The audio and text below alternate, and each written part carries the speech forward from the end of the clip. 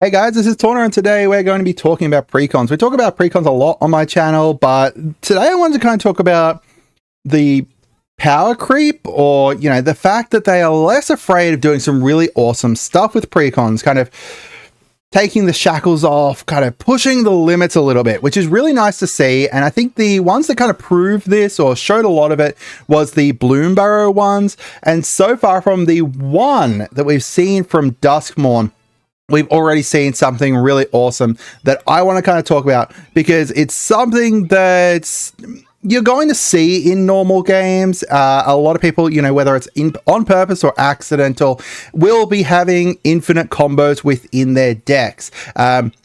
Is a great way to be able to win the game with building, like, you know, big infinite combos.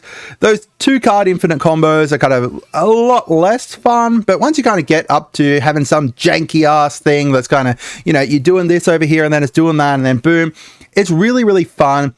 I love seeing people's creative ideas for creative combos that they come up with, and now within the precons we're starting to see a bit more of this. So before we get into it though, make sure you guys subscribe. We're trying to hit 10,000 subscribers by the end of December, by the end of the year.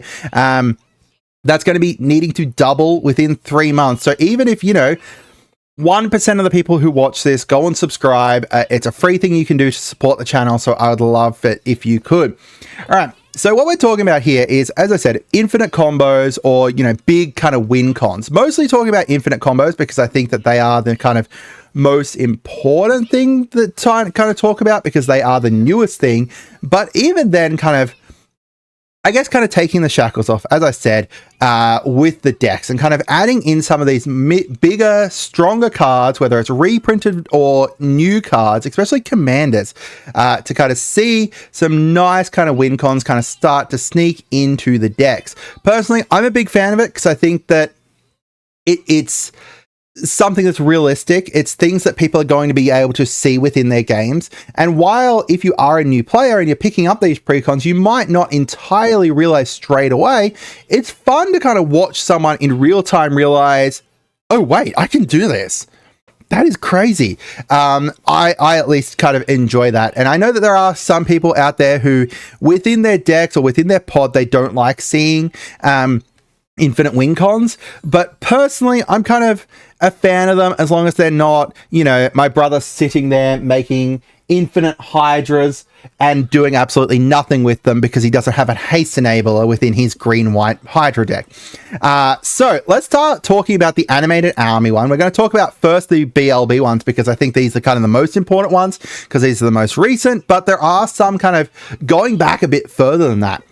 So starting off with the animated army one, within this deck, they reprinted Kadama of the East Tree.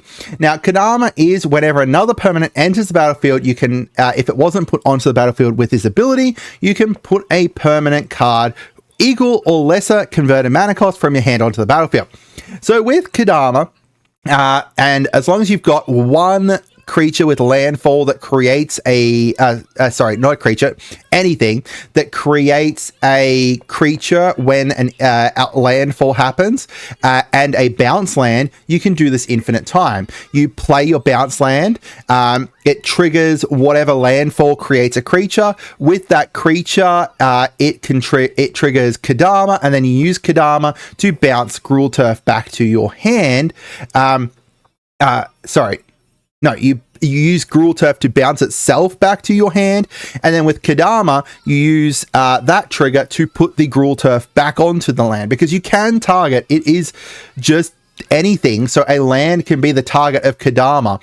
So you can just infinitely continue on bouncing this around. It's very interesting, very fun.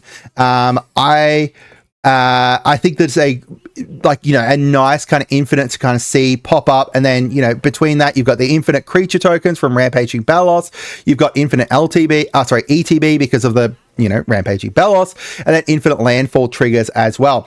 So this is one that they've printed within here.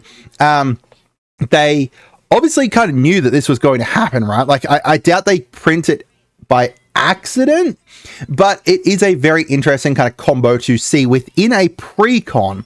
You know, Kadama of the East Tree showing up as a reprint here is very cool. Then we had the Family Matters one. So this one was built around creating copies and stuff. And within it, it had the Combat Celebrant, because creating an offspring copy of that and then, you know, charging forward with it means that you were able to exert it and then have 2 additional combats. But they also included Helm of the Host in here, which is a kind of classic combo. Use the Helm of the Host on your Combat Celebrant. Then you've got a whole bunch of additional, you know, Combat Celebrants coming out because of the Helm of the Host, and then each time you can exert one of them and boom, you're just going to be able to continue on with this and create a infinite combat phases, infinite ETB from the Combat Celebrants, infinite, you know, you can tap all your stuff that's like mana dorks and stuff. You can untap all your stuff. Lots of great things. It's just, you know, a great, it's a big kind of combo to be able to win the game. And again, they printed this within a precon. Helm of the Host is already like a risky thing to print within a precon because of how infinite it can go. Same with Combat Celebrant, to be honest. Both can go really, really easy infinites. So seeing this within a precon definitely kind of, you know, these precons just go up and above that kind of previous kind of limit. We also then had the Squirreled one. Now, the infinite combo within this one was a bit more complicated. In fact, I don't think it's even within Commander Spellbook here, but I've written it down for you. You've got Academy Manufacturer on the board, and then Gorman's Talent, and then Gilded Goose has to be in your graveyard, and Hazel's Brewmaster in your hand. When you play Hazel's Brewmaster, you're going to create a food, treasure, and clue that all count as foods thanks to the Gorman's Talent.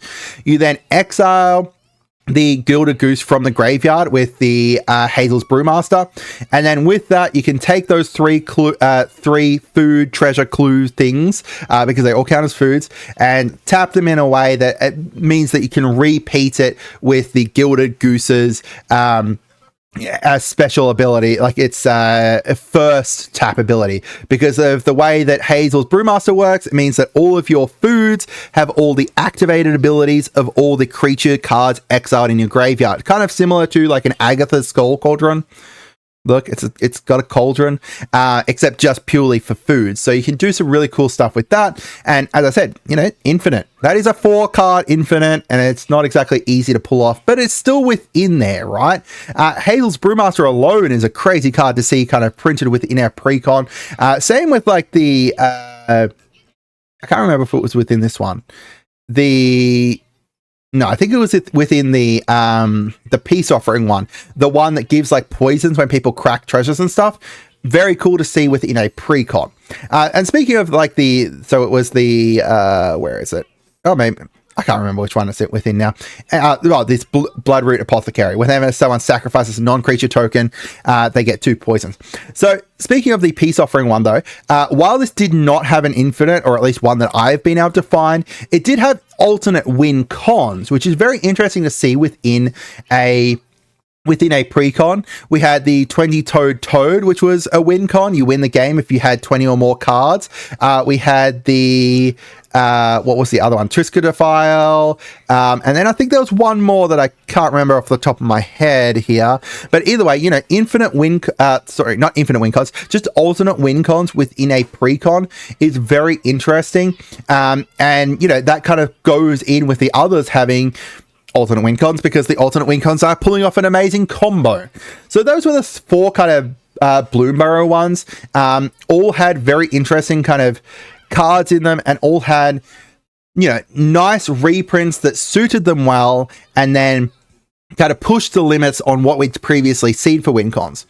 Seen for precons. Now, if we go back a little bit further to the Modern Horizons 3 ones, we had the Creative Energy one. Now, that had Satya as the face commander who goes infinite very easily, because all you need to do is copy something that triggers an additional, like, additional combat phase. So stuff like, what was it? Like, I can't remember off the top of my head. There's a few different ones that are like when you deal combat damage, trigger an additional combat phase. If we go in here and have a look at it, it'll probably have Satya here somewhere. Oh, here. Port Raiser. That's the one I was thinking of. So you've got Port Raiser here that makes it so that you've got an infinite combo, because you just copy the Port Raiser, boom, get Port Raiser to deal combat damage, go into another combat phase, create another port raiser, etc. But there was actually a bunch in this with just the base stuff. The Kaith goes infinite very easily because it makes it so that each time something enters, each time something enters, it's going to be able to create a server token, and then that is going to enable you to be able to get energy here, and then you can use that energy here to proc the Aether Geode Miner. So between Kaith and Aether Geode Miner, there's like a bunch of different win cons. The Aether Geode Miner alone has a bunch of win cons with it, with other kind of things. Oh, here. There was one with Satya within the precon. We got Lightning Runner. But, this one here, the Creative Energy one actually had 3, 6, 9 infinites as the base deck. Very cool. The Eldrazi one did not have any infinites. However, it had the Ulalek Fused Atrocity, which simply adding one more card. It goes infinite with a ham sandwich. It goes infinite with so many different things. It also had the Eldrazi Displacer, I believe, within the actual precon, which is a blink one. You've got, Parallel Lives that you could add in. You've got Mondrak. There's a bunch of different things that you can add in here to... was Eldrazi... Actually, I can't remember if the Eldrazi Blinker was in there. Either way, there was a bunch of different ways to take Ulalek and make that go infinite, which is what I'm mostly focusing on here, because of the way he just triggers and copies the whole stack. So you just copy, creating the Eldrazi Scions or Spawns, or whichever one adds the mana, and then because you copy those, you use them, and then use Ulalek's ability again. Boom. And you just get to keep doing it over and over, copy and copy and copy. Do a lot of really great stuff from there, and then pull off some insane combo. The Graveyard Overdrive one as well was pretty easy to be able to make it infinite with Dissa here, because you just needed to make stuff into Legoifs and then just bring your Goifs back. And then with Cloudstone Curio, it doesn't have the Cloudstone Curio ones here. If you use Cloudstone Curio and one of the discard things, you could be able to pull off, you discard a Goif, it goes into your graveyard, comes back onto the battlefield, Cloudstone Curio procs, you put it back into your hand, and then just keep cycling through, which you could do some really interesting things with that. The Quick Draw one. Looking at the Quick Draw one, literally the page for combos is just Stellarly, because you just need some way to be able to untap Stellarly any of the instants or sorceries that untap her. You could do some easy combos with, and she was a face commander as well for that quick draw deck. The Revenant Recon one, they reprinted some crazy things within this. So, not even just talking about them adding infinite combos or insanely really great cards. The Revenant Recon one, they went and reprinted some crazy cards that hadn't seen reprints in ages. Necromancy, we got Phyrexian Arena get a reprint here, Animate Dead. It was just a crazy deck. Rise of the Dark Realms. And this was a precon as well. Toxic Deluge getting a reprint here. It was just really, really nice to see. Now, the one we're talking about specifically, why I kind of brought this up, was this precon here, the Zimone jump scare one revealed for Duskmourn. And I'm really hoping that they continue kind of pushing these borders, pushing the power of these precons. Not necessarily, they're never going to reach the power of, I pick it up, it's a 7 kind of thing. But they are going to potentially kind of start reprinting some more bonkers and some stronger cards. Talking first about, the cards that they kind of reprinted within here, we had Scoot Swarm, we had Ashaya, we had a reprint of Asa, some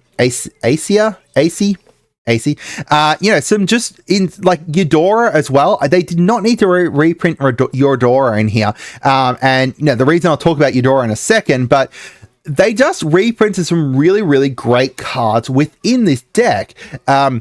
So that's to start off with. But then not only did they do that, they also went and added an infinite into this deck. And it's a really simple one.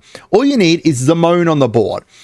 You're going and a Sakura Tribe Elder on the board, and then Eudora. In fact, you don't even need the Sakura on the board at the time. You could have had it in your hand and then just, you know, play it and then immediately sack it. So the way we're doing this is you have to have Eudora and Zimone on the board. Because this way, when you sacrifice your Sakura, it's going to go into the graveyard. You're going to search up a basic, put it onto the battlefield tapped. That's going to trigger Zimone, and then you're going to manifest Dread. That's not super important. But when the Sakura goes into the graveyard because it dies, it's then going to return to the battlefield thanks to Eudora as a forest land. Do you know what a forest land is? That's right. If you said it's a land, you would be correct. So it's going to trigger landfall again. Boom. Zimone triggers again, flipping something, a permanent that is face down, face up. What we're going to do is we're going to flip our Sakura up face up, right? And then do you know what you can do? You can just sack that Sakura Tribal Elder again.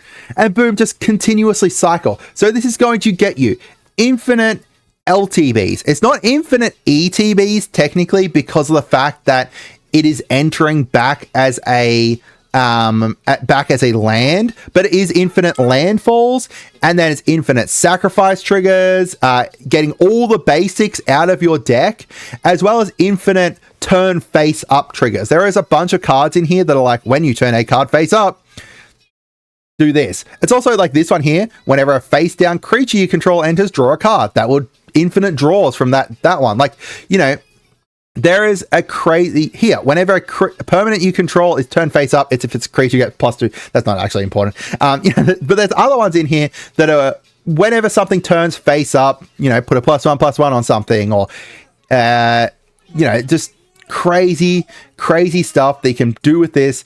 I am very excited for the fact that this one had an infinite combo in it, because it very likely means that the rest of the Duskmourn ones will be pushed as hell and really great, or at least, you know, fingers crossed. Let me know what you guys think. I hope you guys had a wonderful day, and goodbye.